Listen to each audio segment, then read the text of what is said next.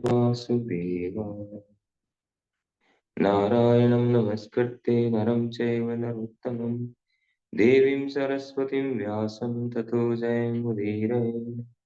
नष्टप्रायेषु भद्रेषु नित्यं भागवत सेवया भगवती उत्तम श्लोके भक्तिर्भवती नैष्ठिकी। श्रीमद् भागवतम स्कंद 1 अध्याय 4 श्री नारद का प्राकट्य। श्लोक संख्या 6। कथम आलिक्षित पौरे संप्राप्त कुरु जंगलाम उन्मत्त जड़वत् विचरन् गज सायवे। कुरु तथा जंगल प्रदेशों में पागल, गूंगे तथा मूढ़ की भांति घूमने के बाद जब वे व्यासदेव श्री शुकदेव व्यासपुत्र श्री शुकदेव जब वे हस्तिनापुर नगर में प्रविष्ट हुए तब वहां के नागरिकों ने उन्हें कैसे पहचाना। तो यहाँ पर प्रश्न उत्तर चल रहे हैं। सूत गोस्वामी से शौनक आदि ऋषि प्रश्न पूछ रहे हैं। तो यहाँ ये प्रश्न पूछा जा रहा है श्लोक में कि जब सुखदेव गोस्वामी विचरण करते करते हस्तिनापुर में प्रविष्ट हुए तो वहां के नागरिकों ने उन्हें कैसे पहचाना, क्योंकि वे तो जड़ जड़ व्यक्ति की तरह रहते थे, गूंगे बहरे की तरह, जड़वत। गूंगे तथा मूढ़ की तरह, मूर्ख की तरह, कपड़े नहीं पहनते थे, नंगे रहते थे। तो उनको, और पागल की तरह, पागल, गूंगे तथा मूढ़ की तरह घूमते थे। तो उनको कैसे पहचाना कि इतने बड़े साधु पुरुष हैं, ये प्रश्न है। तात्पर्य, आधुनिक दिल्ली नगर पहले हस्तिनापुर कहलाता था, क्योंकि इसकी स्थापना पहले पहल राजा हस्ती ने की थी। अपना पितृगृह त्यागने के बाद गोस्वामी शुकदेव पागल पागल की भांति इधर उधर भटक रहे थे। अतः उनकी उच्चस्थ अवस्था को जान पाना नागरिकों के लिए अत्यंत कठिन था। अतः मुनि को देखकर नहीं अपितु सुनकर पहचाना जाता है। मनुष्य को चाहिए कि साधु या मुनि के पास दर्शन के लिए नहीं अपितु सुनने के लिए जाए। यदि वह साधु के वचनों को सुनने के लिए तैयार न हो तो जाने से कोई लाभ नहीं है। सुखदेव गोस्वामी साधु थे और वे भगवान की दिव्य लीलाओं के विषय में प्रवचन कर सकते थे। उन्होंने साधारण नागरिकों की सनकों को संतुष्ट नहीं किया। जब उन्होंने भागवत पर प्रवचन किया तब लोग उन्हें पहचान पाए। उन्होंने कभी जादूगर या जादूगरी दिखाने का प्रयास नहीं किया। बाहर से वे जड़, गूंगे, पागल व्यक्ति जैसे प्रतीत हो रहे थे, लेकिन वास्तव में वे महान दिव्य रूप से उच्चस्थ पुरुष थे। श्रील प्रभुपाद की जय। तो यहाँ ये प्रश्न है कि ऐसे व्यक्ति को जो गूंगा, बहरा, पागल की तरह दिख रहा हो और वो साधु पुरुष हो, कैसे पहचाना जाए? बहुत मुश्किल है। रूपा जी भगवत गीता में तात्पर्य में बताते हैं कि किसी मूर्ख को तब तक नहीं पहचाना जा सकता जब तक वो बोले नहीं। उसी तरह से विद्वान व्यक्ति को भी हम कैसे पहचान सकते हैं? उसके बोलने के द्वारा। क्या बोलते हैं? अर्जुन ने गीता में प्रश्न किया भगवान से कुरुक्षेत्र में, स्थित प्रज्ञस्य का भाषा समाधिस्तस्य केशव स्थिति किम प्रभासेत किम आसीत व्रजेत किम।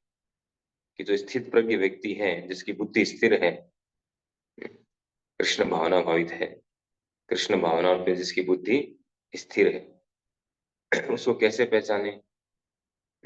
स्थित प्रज्ञ का भाषा, वह क्या बोलता है, उसकी भाषा क्या है? भाषा का मतलब वह क्या बोलता है, किस विषय में बोलता है।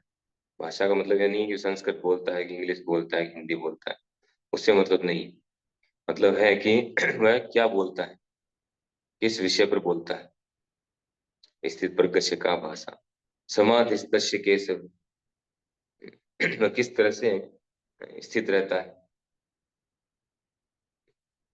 और कैसे चलता है, कैसे बैठता है, कैसे उठता है, कैसे उसका रहन सहन, सारी चीजें पूछते हैं। बहुत सारे प्रश्न हैं, कैसे, क्यों, क्या, एक एक में तीन तीन प्रश्न है।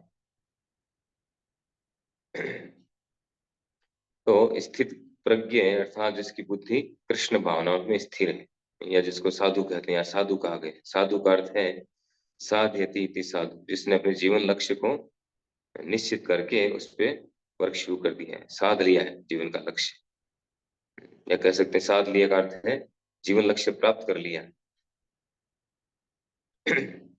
जीवन लक्ष्य प्राप्त कर लिया, उसे साधु कहते हैं। तो ऐसे व्यक्तियों को हम ऐसे बाहरी पहनावे से नहीं पहचान सकते, और आज के युग में तो इम्पॉसिबल है। आज के युग में तो नकली साधु बहुत ज्यादा हो गए। इवन हम कहीं धाम यात्रा पे भी जाते हैं, वृंदावन जाएं और कहीं पे जाएं, जहाँ भी धाम है भगवान के, वहां भी जाते हैं तो वहां भी ऐसे नकली साधुओं की भरमार है। ऐसे जो अपसंप्रदाय है, नकली संप्रदाय है, वो भी बहुत चल रहे हैं। तो पता ही नहीं चल पाता साधु के बारे में, कैसे समझेंगे। तो पहले तो ये समझना पड़ेगा हमें कि वास्तव में साधु जो है बोलता क्या है और क्या बोलना चाहिए उसको। अगर हमें ये पता नहीं होगा कि वो क्या बोलता है जिससे हम पहचाने, क्या वो कृष्ण कथा या भगवान के विषय में बोल रहा है, अगर ये बोल रहा है और ये बोलने वाला ही साधु है, तब उसको हम पहचान सकते हैं। लेकिन सुनने वालों को अगर ये पता नहीं हो कि साधु की डेफिनेशन क्या है, कृष्ण कथा करने वाले को साधु कहा जाता है कि भगवान के विषय में कथाएं करने वाले को, बताने वाले को, हरि नाम लेने वाले को, उसको साधु कहते हैं।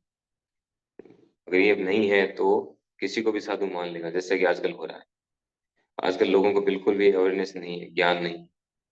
उनको पता ही नहीं है कि साधु किसको कहते हैं, क्योंकि शास्त्र पढ़ते नहीं, भक्तों का संग करते नहीं। तो इसलिए किसी को भी साधु मान लेते हैं। कोई थोड़ा सा चमत्कार दिखाता है, चमत्कार को नमस्कार, वही साधु है। उसके पीछे पागल हो जाते हैं, ऐसा हम देखते हैं। और फिर ऐसे साधुओं का जब भांडा फूटता है, तो फिर पता चलता है। लेकिन वो लोग इतने ज्यादा आसक्त हो जाते हैं, उनके फॉलोअर, इतना सब कुछ होने के बाद भी उसको नहीं छोड़ पाते, क्योंकि अज्ञानता है। इसलिए सबसे पहले हमें पहचानना होगा, ये समझना होगा कि वास्तव में साधु, जो साधु पुरुष है उसके क्या लक्षण है, उसको क्या बोलना चाहिए, ये समझना पड़ेगा। तो हम शास्त्रों में पढ़ते हैं, प्रभुपाद जी कितनी जगह बताते हैं, बार बार बता रहे हैं कि साधु वह है जो भगवान के विषय में बात करता है, भक्त वह है साधु वह है, भगवान की कथाएं करता है, भगवान के नाम के विषय में बात करता है, भगवान का नाम लेता है, उसके अतिरिक्त और कुछ नहीं करता है, पूरी तरह से कृष्ण चेतना में रहता है, 24/7, उसको साधु कहा जाता है। अगर ये हमें पता है, ये हमने जान लिया, फिर तुरंत हम साधु को पहचान लेंगे। हम किसी साधु से मिलेंगे और जैसे वो बोलेगा, बात करेगा, हम पहचान लेंगे कि ये साधु है क्या साधु, इसका संग करना चाहिए या नहीं करना चाहिए, ये हम पहचान सकते हैं। तो यहाँ पे कह रहे हैं कि वे मूक बधिर की तरह, गूंगे, मूढ़ और पागल तथा मूढ़ मूर्ख की तरह घूम रहे थे। तो उनको कैसे पहचाना? तो तात्पर्य गुरुपा जी कहते हैं कि जब वे वहां पे प्रविष्ट हुए सभा में, वैसे तो उनके बारे में जानकारी साधु पुरुषों को थी, जो वहां पर सभा में बैठे थे परीक्षित महाराज के साथ में, बड़े बड़े मुनि ऋषि थे सभी। तो उनको पता था कि सुखदेव गोस्वामी व्यास देव जी के पुत्र हैं, और वो जन्म लेने से पहले से ही जो है मुक्त पुरुष है, माता के गर्भ में थे तब से मुक्त पुरुष है। इसीलिए वो गर्भ से बाहर नहीं आ रहे थे, 16 वर्षों तक वो गर्भ में रहे। उन्होंने कहा मैं बाहर आऊंगा तो मुझे माया पकड़ लेगी, तो बाहर नहीं आए। तो मुक्त पुरुष थे, माता के गर्भ में थे तब से मुक्त पुरुष थे। तो ये जानकारी सभी को थी साधु पुरुषों को। फिर बाद में उनको ये भी पता था कि भागवतम जो है, उनको साक्षात भागवत का अध्ययन करवाया गया है साक्षात व्यास देव जी के द्वारा, ये भी उनको पता था। तो इसलिए जब वो आए थे वहां सभा में, तो सबने उठ करके उनका वेलकम किया। और फिर जो बोले तो सबको पता चला कि वास्तव में कितने एडवांस भक्त हैं, कितने उच्च भक्त हैं, उनके बोलने से पता चला। यहाँ पे साफ कह रहे हैं रूपा जी कि मुनि को देख कर नहीं अपितु सुनकर पहचाना जाता है। मनुष्य को चाहिए कि साधु या मुनि के पास दर्शन करने के लिए नहीं, अपितु सुनने के लिए जाए। साधु के पास किस लिए जाना है? सुनने के लिए, उनसे कृष्ण कथा सुनने के लिए, न कि दर्शन करने के लिए। हम क्या दर्शन करेंगे? हम हमारी दृष्टि से पहचान नहीं सकते कौन साधु है कौन है साधु, तो हमारे दर्शन का क्या वैल्यू है? तो सुनकर के सीखना चाहिए, सुनकर के समझना चाहिए। ऐसी और भी कई घटनाएं आती हैं भागवतम में। जैसे भरत महाराज थे, जड़ भरत, वो भी इसी तरह रहते थे, गूंगे बहरे पागल की तरह। न कपड़ों का ठिकाना, न खाने पीने का ठिकाना, न सोने का ठिकाना, कहीं भी पड़े रहते थे पशु की तरह। आम व्यक्ति उनकी स्थिति को नहीं समझ पाते और किसी से बोलते नहीं थे। पूरी लाइफ वो गूंगे की तरह रही, मूक बधिर की तरह गूंगे बहरे हैं। घर वाले थक गए, उनके पिताजी थक गए उनको सिखाते सिखाते, गायत्री मंत्र सीखो, ये वेदों को ये मंत्र सीखो, वो मंत्र, कुछ नहीं सीखा उन्होंने, लेकिन अंदर से पूरी तरह से कृष्ण चेतना में थे। फिर जो है, जब उनका साक्षात्कार हुआ, राजा रघुगण का साक्षात्कार हुआ उनसे, तो राजा रघुगण जो है वो भी नहीं पहचान पाए ये साधु है इतने बड़े, क्योंकि पागल की तरह दिख रहे थे। जनेऊ पूरी काली पड़ी थी, और मेले कुचेले से, ऐसे जैसे नहाया नहीं हो कई दिनों से, इस तरह से। तो वो पहचान नहीं पाए। फिर जब उन्होंने बोलना शुरू किया, तब उनका दिमाग ठिकाने आया राजा रघुगण का, कि अरे बहुत बड़ी मिस्टेक हो गई, क्योंकि राजा रघुगण ने उनको बहुत सारे उटपटांग बातें बोल दी थी।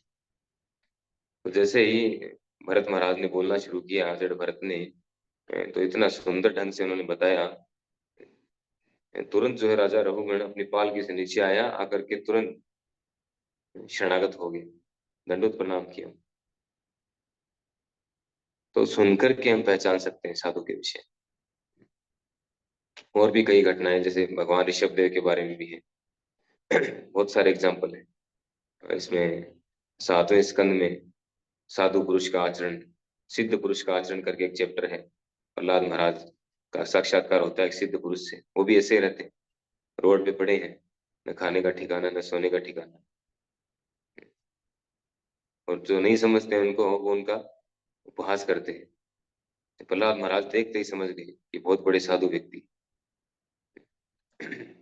तो साधु को समझने के लिए हमें उनसे सुनना होगा। इवन हम तीर्थ यात्राओं में जाते हैं तो हमारा लक्ष्य क्या होना चाहिए? वहां जाकर के साधु संग करें, भक्तों का संग करें, उनसे श्रवण करें भगवान के विषय में। नहीं तो हमारी तीर्थ यात्रा का भी कोई बेनिफिट नहीं।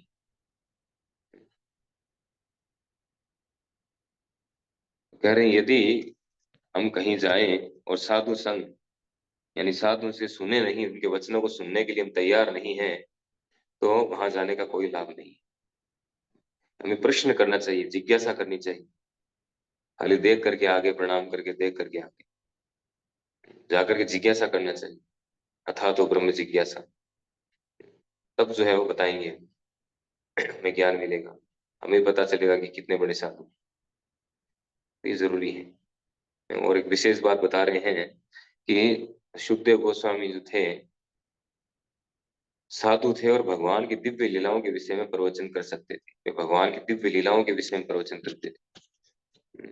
उन्होंने लोगों की सनकों को संतुष्ट नहीं किया, साधारण नागरिकों को। ऐसा नहीं कि लोग सुनना क्या चाहते हैं उसके अनुसार में बोली, लोगों को किसमें मजा आ रहा है, लोगों को इसमें मजा आ रहा है या ये सुनना चाहते हैं वो बोलूं, ऐसा नहीं था। वो केवल कृष्ण कथा ही करते थे, भगवान के विषय में कथाएं करते थे, भागवत कथा करते थे। तो साधु को ऐसा होना चाहिए, न कि लोक रंजन करे, लोगों का मनोरंजन करने में लग जाए। और उनको देना क्या है? उनको भागवतम देना है, उनको भगवान के विषय में ज्ञान देना है, उनको हरिनाम देना है, वो भूल जाए और उनका मनोरंजन करने में लग जाए, जैसा आजकल चल रहा है। वो साधु नहीं है। साधु कभी भी एक साधारण व्यक्तियों के, आम व्यक्तियों के मनोरंजन करके उनको संतुष्ट करने का विचार नहीं रखता है। वो भगवान के विषय में बताने में सक्षम होता है, लक्ष्य होता है, और वही बताता है, उसी को साधु कहते हैं। नहीं, उन्होंने कोई जादूगरी दिखाई कि जादूगरी दिखा करके लोगों को इकट्ठा कर लें या उनसे धन इकट्ठा कर लें। ऐसा बिल्कुल नहीं था। तो ये जो है एक साधु पुरुष के, एक महान दिव्य पुरुष के लक्षण है जो यहाँ पर बताए गए। तो कह रहे हैं कि अंत में कि वास्तव में वे महान दिव्य रूप से उच्चस्थ पुरुष थे, नित्य मुक्त थे वो। तो ये सुखदेव गोस्वामी जी की स्थिति थी। यद्यपि बाहर से इनको कोई पहचान नहीं पाता था, ज्यादा उम्र भी नहीं थी, 16 साल के यंग बच्चे थे, कपड़े भी नहीं पहन रहे थे और एकदम डिटेल्स थे, जैसा कि पिछले श्लोक में पढ़ चुके हैं। जब वो नदी के पास, तालाब के पास से गुजर रहे थे, तो स्त्रियां जो है वहां पर स्नान कर रही थी और उनके शरीर में किसी तरह का कोई विकार नहीं है, उनको देखकर प्रभावित नहीं हुई, जबकि यंग थे एकदम। रूपा जी वहां कहते हैं उनकी इंद्रियां जो है विकसित थी, 16 साल की उम्र में उनकी विकसित हो जाती है इंद्रियां, सारी इंद्रियां जो है डेवलप हो जाते हैं सारे अंग, लेकिन फिर भी उनमें कोई विकार, किसी तरह का प्रभाव नहीं देखा गया। तो ये उनकी उच्च स्थिति है, ये साधु पुरुष के लक्षण। हरे कृष्णा। श्रील प्रभुपाद की जय, श्रीमद् भागवत महापुराण की जय।